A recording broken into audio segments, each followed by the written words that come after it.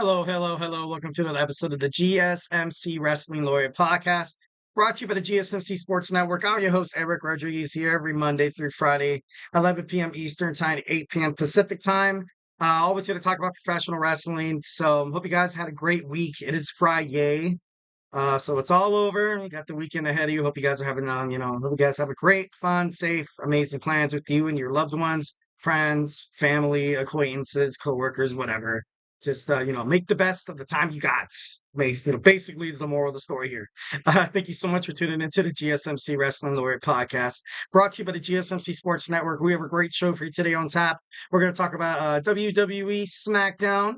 We're going to preview the episode tonight. We're also going to have my Thursday night wrestling review, stepping into the world of Ring of Honor and also the ring of total nonstop action. They both had episodes yesterday, so we're going to talk about that. Then we're going to talk about my WWE Smackdown predictions. Then we're going to talk about WWE possibly working with AEW. It's still up in the air, but it's kind of like 85%, 15% no, which is kind of crazy to me. But we'll get into that. But and then our fifth and final segment, like I do every Friday, I'm going to give you guys my wrestling news roundup. Just give you some wrestling news to think about over the weekend. Talk amongst your friends and family or your other wrestling fans. So yeah, let's do it. But before we get into any of that, I want to remind you guys to use the tips and donations link at the GSMCpodcast.net. Shoot me your comments, questions, and concerns. Tell me what you like. Tell me what you don't like. Give me a shout out of where you're listening from. Remember to Superman punch that like and subscribe button to the show. Also, follow the show as well as the network, GSMC Sports Network, for more wrestling content. Or we also have other sports podcasts as well if you want to check those out. Here at the GSMC Sports Network, we do believe in peace, love, and positivity. So remember to always leave a peaceful, always leave a positive comment, 1,010%. It's greatly appreciated. Anything is greatly appreciated. Just more or less, I just, having something that someone to chat with is, pretty badass, to be honest. The best thing about this podcast is when there's a lot of audience engagement, because then it's just me kind of rambling on and on and on and on and on and on. And it's just I'm like, oh shoot, but yeah, mate, don't be afraid to be a part of the show. 1,010%. Your opinions will be heard, your voice will be heard, and greatly appreciated. And once again, the link is at the GSMC podcast.net.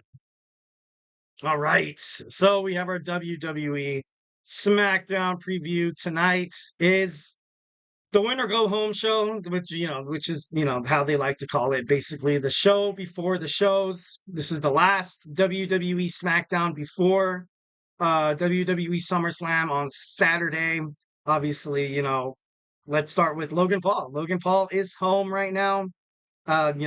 Cleveland, Ohio. He says he's going to have family. He says he's going to have friends at this event. So, a pretty big deal. You're probably going to see a lot of them tonight at the stadium here. So, well, no, I don't think they're at the stadium. I think they're at the Rocket Mortgage Fieldhouse, to be honest. So, which is pretty cool. I think that's where the Cavs play. I could be wrong. Don't quote me on that. But yeah, no, it should be pretty badass. So, what can we expect tonight in terms of the LA Knight and also Logan Paul moving forward? I honestly think Logan Paul got the best of the LA Knight last week. This week, I feel like the LA Knight has to respond, but they're in Logan's hometown, so it's going to be a little hard to, kind of choose in terms of, what's going to happen and stuff like that. And also, Tiffany Stratton still has the Money in the Bank briefcase. A lot of people are still doubting if she'll cash in or not. I think she will. I think she will 1,010%. So close to SummerSlam, maybe. You have a hellacious match set up for Bayley. Bayley is going to fight Nia Jax at SummerSlam. A lot of people said there'd be speculations on Tiffany Stratton cashing in tonight and then facing Nia Jax at SummerSlam. But I'm not going to go too crazy with that conspiracy theory, to be honest. Definitely a lot on the line right now for the WWE Women's Champion Bayley. You have to watch your back, especially within these next 48 hours. So, hey, good luck, 1,010%, a lot of people say this is a highly forgettable title run for Bayley. And it's not her fault. You know what I mean? Like it's you had Bianca Belair, you also had Jade Cargill, join forces. It's a tag team. They were the women's world tag team champions. If if they would have faced Bailey like Bianca Belair kind of hinted at facing Bailey, and then Bailey retains, maybe this title run would have been a little bit more, like in your face, like more prestigious, I guess you can say. Or if she picks up a victory against Jade Cargill, that would be 1,010%, really good for Bailey's career. But yeah, tonight we're gonna find out, who has who's ready to carry on this responsibility that is the WWE Women's Championship. So next we have Alba, Fyre, and Isla. Speaking of Bianca Belair and Jade Cargill, will fight tonight for the WWE World Tag Team Championships. Should be pretty cool. Should be pretty interesting. I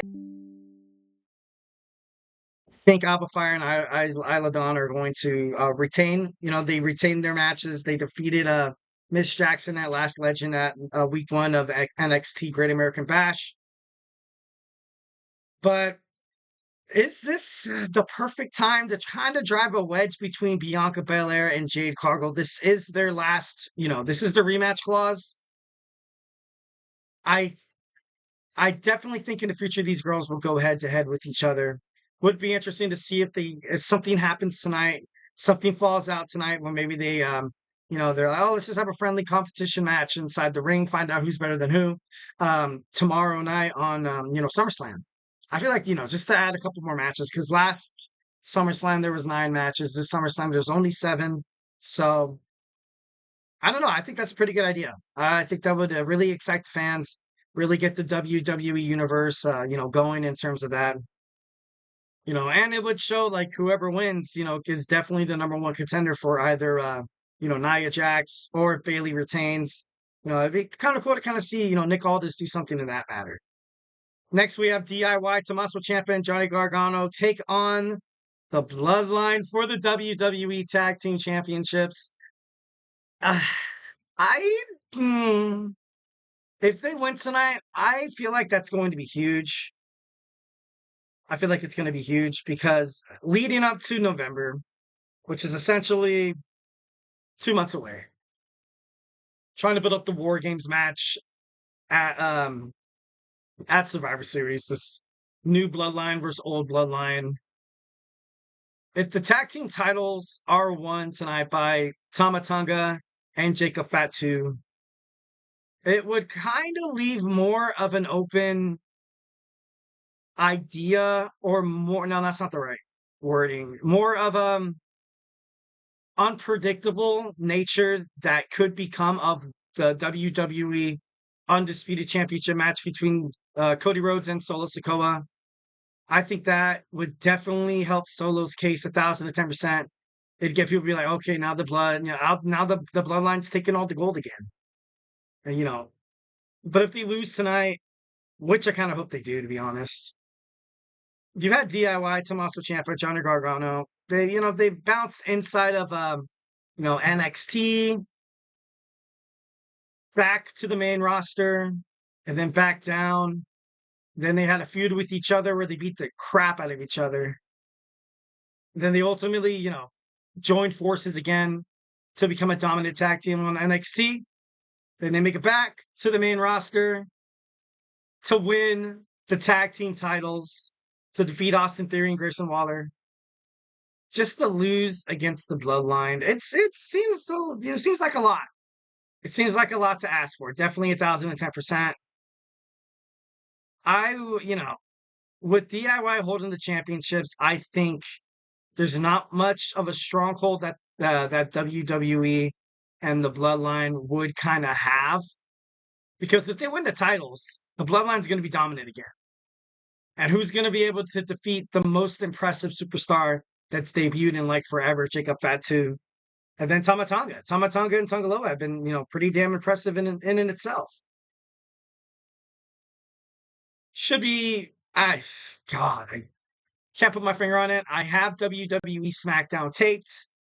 It's airing right now on the West Coast. I know it already aired on the East Coast.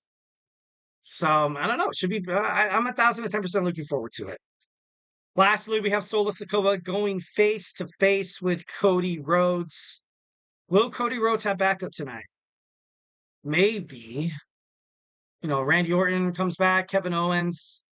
Kevin Owens had been kind of out for 2 weeks. Randy Orton's been out for about 3. Cody Rhodes needs that extra person. This match at SummerSlam, and we'll get into that a little later.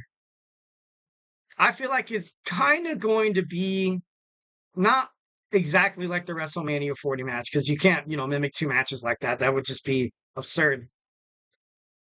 But Solo Sikoa is going to have some company. And Kevin Owens is going to watch the back. Randy Orton's going to watch the back. They need one more superstar, which makes me think, that's when Roman pops in. But all in all, it's going to be a huge SmackDown tonight.